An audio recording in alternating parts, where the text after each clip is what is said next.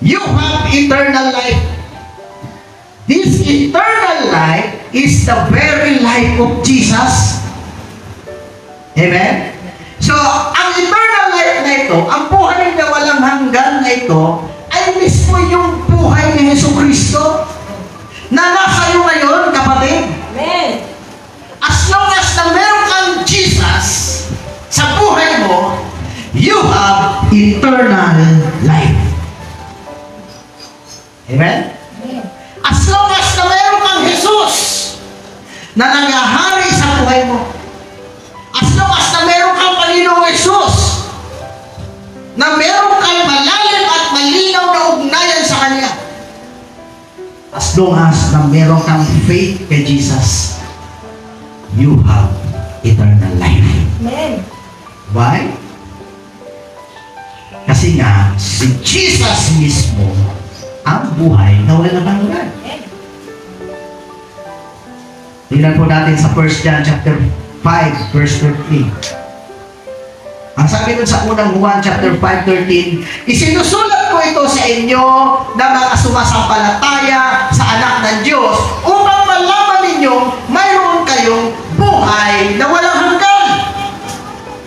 Amen? Ang sabi niya sa atin, sabi ni Apostol Juan na sumulat ng John chapter 5 verse 13, at sinulat niya ito sa mga mananampalatayang Kristiyano, ang sabi niya sa atin, ang sabi niya sa lahat ng mananampalataya, kasama ka doon, ang sabi niya, isinusulat ko ito sa inyo na mga sumasampalataya sa anak ng Diyos. Sino yun? Walang iba kundi si Jesus. Amen?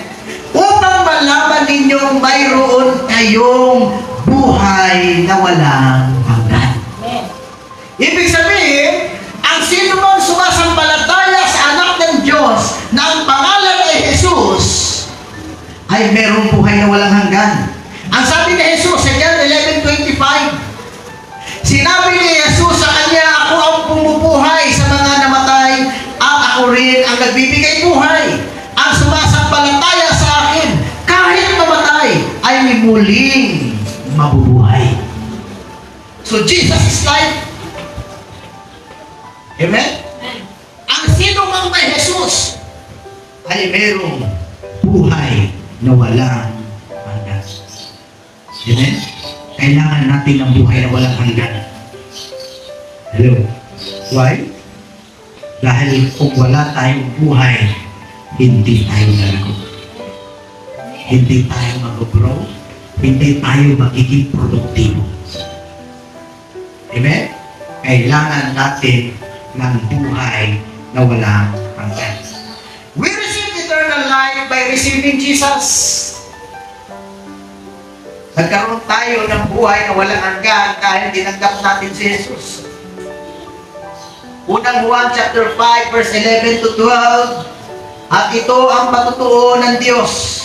Binigyan niya tayo ng buhay na walang hanggan. Ano yun? Binigyan niya tayo ng buhay na walang hanggan. Hindi mo pinili ang buhay na walang hanggan. Amen. Hindi mo yan pinagtrabahuan.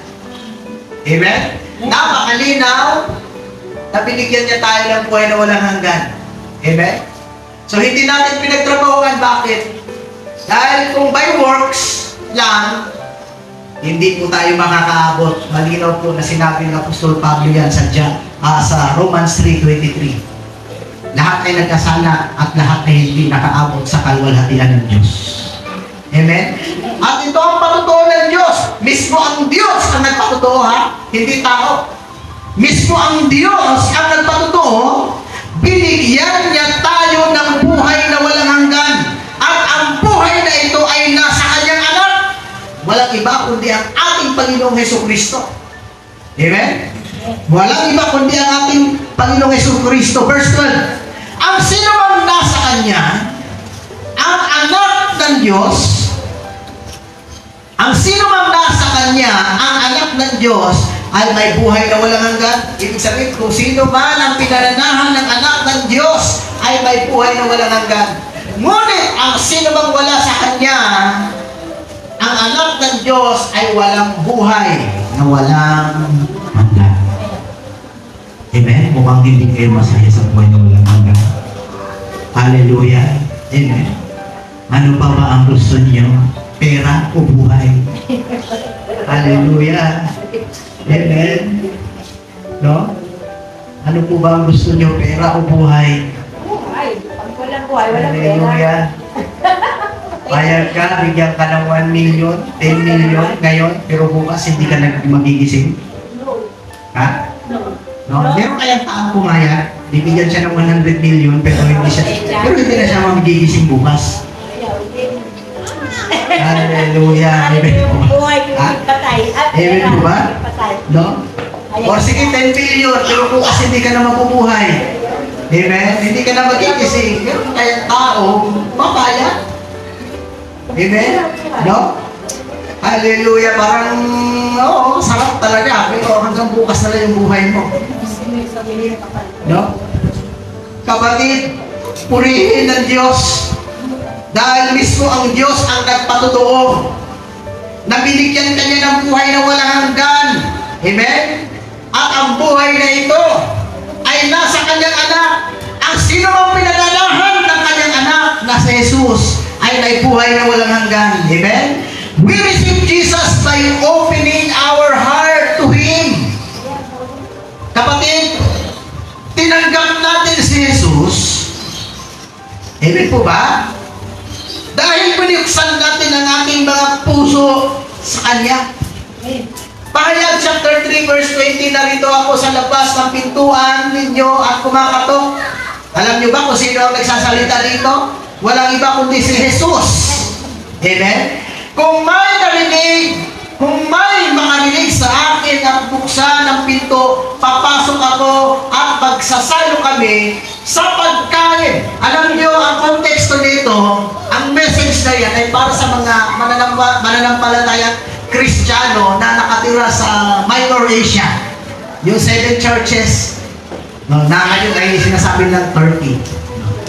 Kumakatok ang Panginoon, pero I believe na ang Panginoong Jesus ay kumakatok sa lahat ng tao. Amen. Dahil ang gusto niya ang lahat ay maligtas.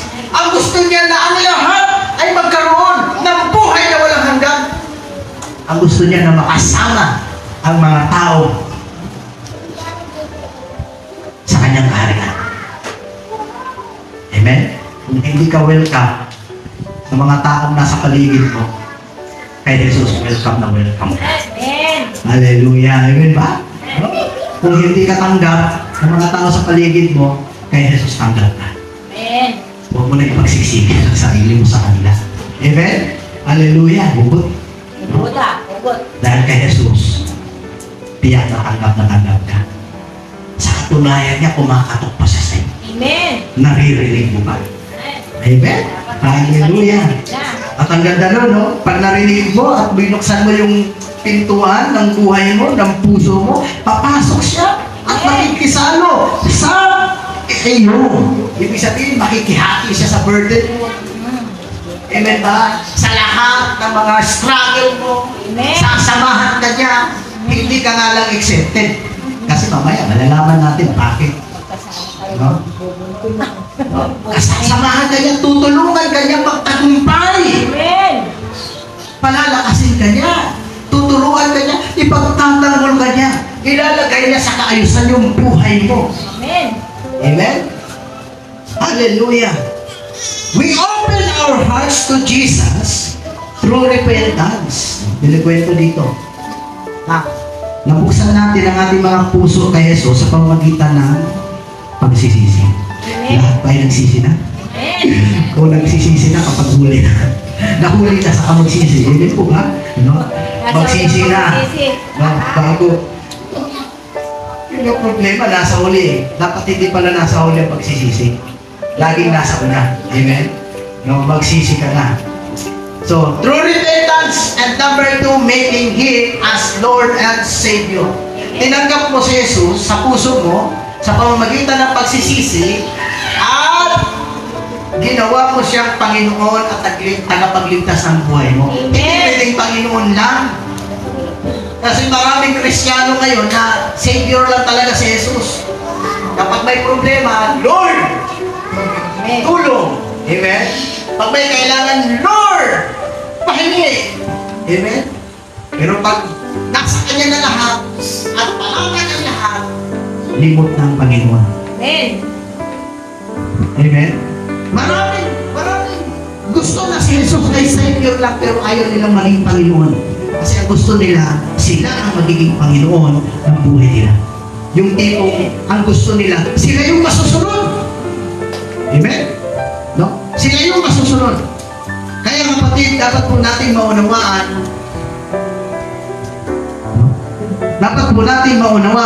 na we open our hearts to Jesus through repentance.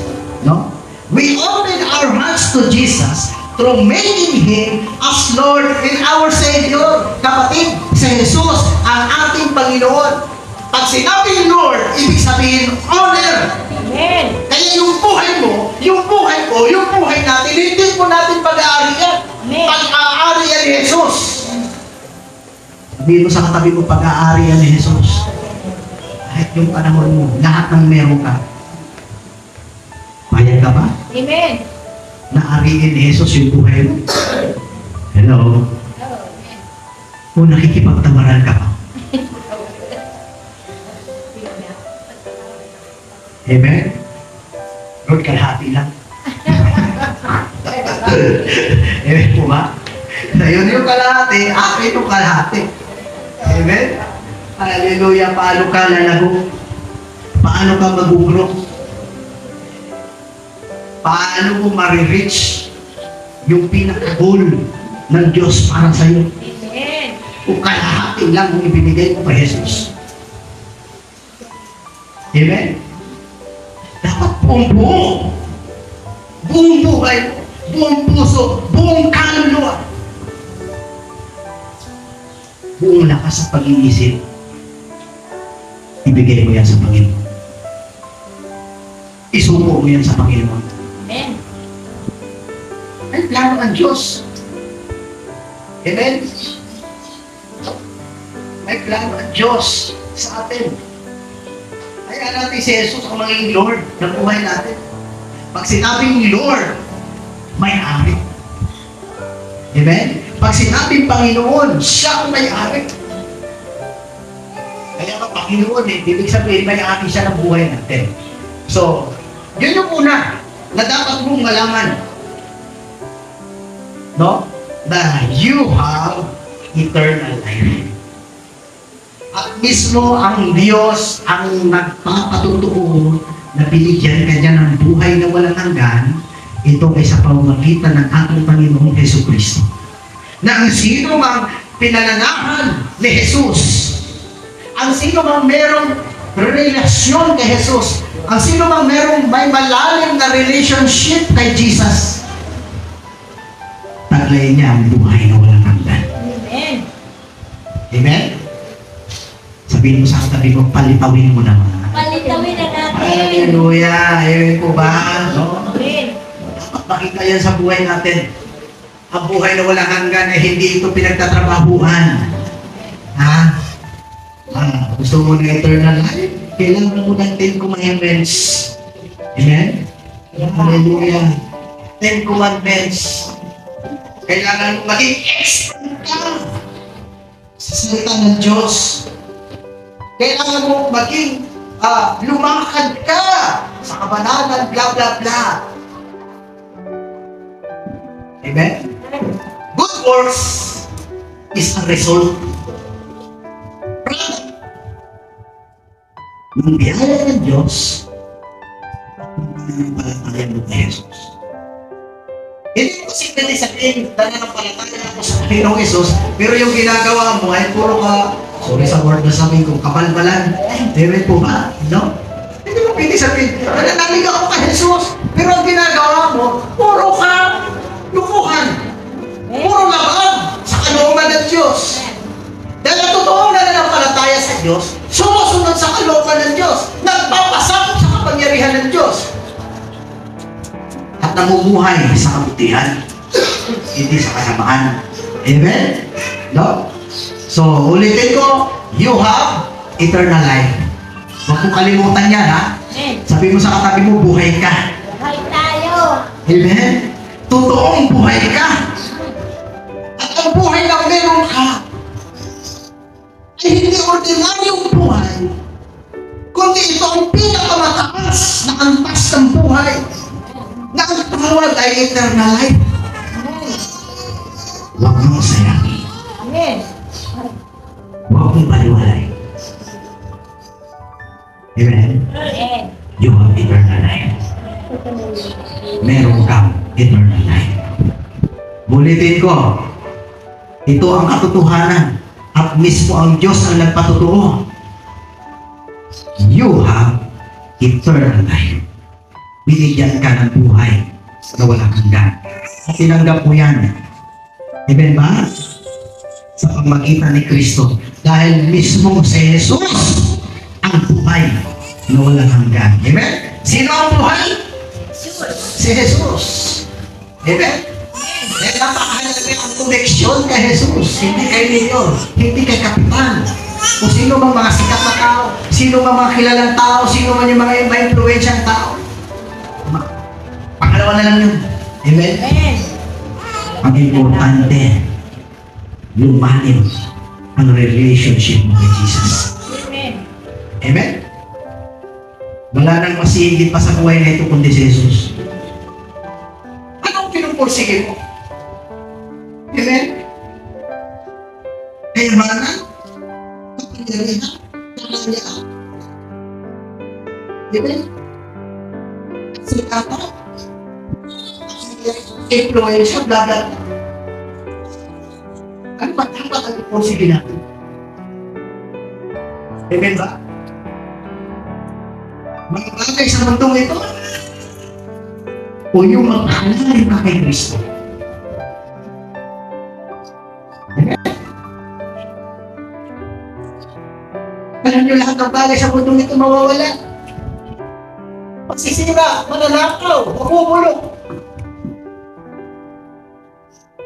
Kaya ang pinakamagandang gawin ng tao ay ang pagpakalalim sila sa relasyon nila kay Jesus. Dahil si Jesus ang buhay. Kung bakit ang tao nagpapakabala, kung bakit ang tao nagpapakahirap, dahil gusto nilang mabuhay. Pero hindi nila nakita na ang buhay ay matatagpuan lamang kay Jesus Cristo. Ang totoong buhay. Amen? Ang totoong buhay.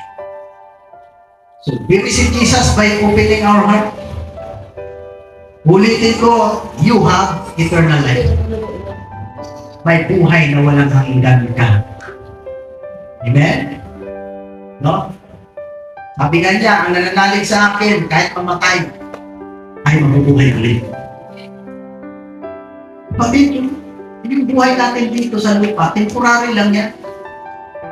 Hindi katagal ito. Kaya ay dadaan lang. Matuto tayo makontento kung ano ang ipinagkaloob sa atin ng Diyos. Matuto kang maksihan kung ano ang meron. Dahil hindi tayo taga rito. Amen. Amen? Kaya kung meron po tayong ipursige, ay walang iba, kundi ang mapalapit kay Kristo.